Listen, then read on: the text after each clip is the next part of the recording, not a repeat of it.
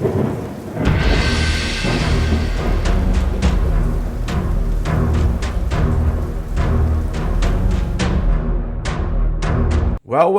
is it possible that we have good Star Wars news today? The upcoming Star Wars film based on Rey rebuilding the Jedi Order has had multiple creative shakeups since its announcement back in 2023. Initially, it was going to be written by Damon Lindelof, and then the script was later handed to Stephen Knight, who then exited in October of last year. A couple weeks ago, it was announced that George Nalfi will be taking over the screenwriting duties. Now, I feel like we just went through the credits for these other directors, so we might as well give George his due. So he is best known probably for Ocean's 12, The Bourne Ultimatum, The Adjustment Bureau, and unfortunately his latest film, Elevation, that was out last year, did not receive the best reviews. But hey, 3 out of 4 ain't bad. Now, Nalfi aims to respect Star Wars legacy while crafting a story that appeals to a broad audience. He acknowledges the franchise's deep political themes, especially how societies shift from democracy to oppression, a key theme in George Lucas's original 6 films. The film's release date remains uncertain, but with Disney holding a Star Wars slot for December of 2026 or 27, New Jedi Order most likely would premiere in 2027 due to its unfinished script and lengthy post-production process. Meanwhile, The Mandalorian Grogu will be the first Star Wars theatrical release in years, arriving next May on the 22nd. Alright, so what are we going to be doing in this film? So here are some predictions, or some theories, if you will, of how I think I can see this one going. Now, if you didn't see my fan fiction, I kind of wrote a story and presented it in animation / stills. So I'll link that above, and you guys can let me know what you thought of my idea of how to move forward after The Rise of Skywalker. But here are some other predictions that I could see the way that this movie will be going. Hopefully, it's a combination of some of this, and we can get an actual story with some character development.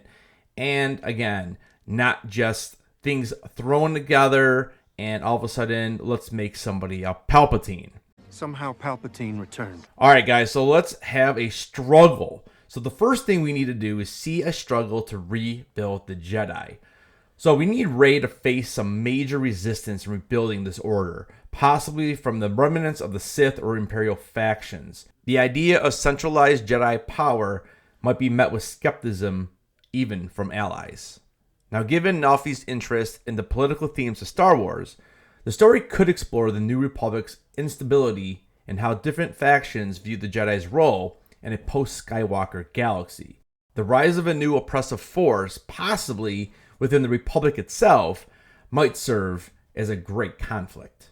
It would also be nice to have something begin as a conflict without having it always involve the Sith. Now, granted, we want to see the Sith because we like lightsaber battles, but something to start before that happens would be a nice change of pace. Another theory is Rey may forge a new path that differs from both the old Jedi Order and Luke's failed attempt at revival. She can mix traditional Jedi teachings with alternative Force philosophies, like those seen in The Last Jedi and The High Republic. Now, I'll stop you right there because I know what you're thinking. Those are two of the worst things that Disney has come up with, and I can't agree with you more. But unfortunately, we are living in the world of Disney Star Wars, so we might as well try to use them to make those two parts of the canon better. So we'll see what happens. Another theory is we can see new Force-sensitive characters. The film will likely introduce a new generation of Jedi, some of who question or even reject Rey's leadership, leading to ideological clashes within the Order. And again, maybe instead of going with the Sith, maybe it's more of a battle in between students. You know, think kind of like Cobra Kai to a point. where in the last couple seasons, the dojos have joined each other, but they kind of are always battling one another. So that could be interesting in the Star Wars galaxy. Obviously, we could bring in a bigger villain, but we want it to be bigger than the Sith. Now, while the Sith have been a major focus in the previous trilogies, New Jedi Order might introduce a new kind of dark side user, or even a force that isn't strictly aligned with the Sith, but it still opposes the Jedi. Now, we could go with magic. We could go the Abeloth route if we don't end up doing that with the Ahsoka Season 2 series. So there's some options here. If they're going to tie it to the Mandalorian era, we might as well bring in Grogu and maybe even Ahsoka, depending upon what her end fate is. Now, I don't know how long her species typically lives, but it is possible that Ahsoka and Grogu are still around, and maybe even the remnants of Thrawn's forces. Obviously, if we do that, we have to go back and explain where Thrawn's forces throughout the sequel trilogy. But, this is what we do in Star Wars. We retcon. Now, although I think sometimes we need to just get away from these legacy characters, but we could still have Han, Luke, Leia, or anybody else, even like Anakin, could appear in ghost form to help guide Rey. I think out of those choices, we would probably have Hayden or Mark Hamill show up for this. And we also have a rumored force sensitivity with Finn, so there's a possibility he can also be in this. All right, let's talk a couple theories about if they decide to keep Grogu, which I'll be honest with you, they probably will, because right now Grogu is probably the best thing they have going. Now, by the time of New Jedi Order, Grogu would be around 90 years old. This is still really young for a Yoda species being, but mature enough to take on a mentor role. Having trained under both Luke Skywalker and Din Djarin, Grogu would represent a balance between Jedi traditions and Mandalorian warrior culture, making him a very unique figure in the New Jedi Order movie. He could serve as a bridge between the Mandalorian and the Jedi, potentially helping Rey forge an order that embraces a wider variety of Force traditions. Now, because we have yet to see Grogu truly have any type of real conflict, I hope that we get the death of Din Djarin, which would really allow the character to grow in a way we really have not seen yet. Now, the other conflict could be maybe Grogu needs to decide, is he Jedi or is he a Mandalorian? Can we finally get the final decision? Now, this could lead to tensions with Rey if their visions of the future of the Jedi differ.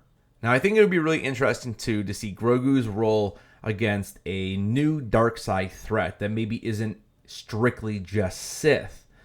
Grogu's rare Force abilities, like his healing powers and his Mandalorian lineage, could definitely be crucial in countering them. Given his experience, he could be one of the most skilled warriors in the New Order. So, guys, let me know what you think about this down in the comments. I like the ideas that Nofi is coming up with as far as bringing back the political landscape into Star Wars, because I do think, although we didn't get a ton of this in the original trilogy, the prequels really did a good job on showing this. Now, we definitely did get some of this in especially Empire Strikes Back. We kind of saw the way that the Empire just kind of ran everything and they could do what they wanted, and the big difference between that and how it was run during the Phantom Menace. Now, the sequels did not really play much upon this. We saw the Resistance and all that. But again, the whole political landscape was not really in that trilogy. So I would like them to kind of go back to that and see exactly how the universe is being run and how they're going to handle the new threat. All right, let me know what you guys think about all this down in the comments. Thanks so much for watching this video. Don't forget, keep those heads on, and I'll see you guys in the next video.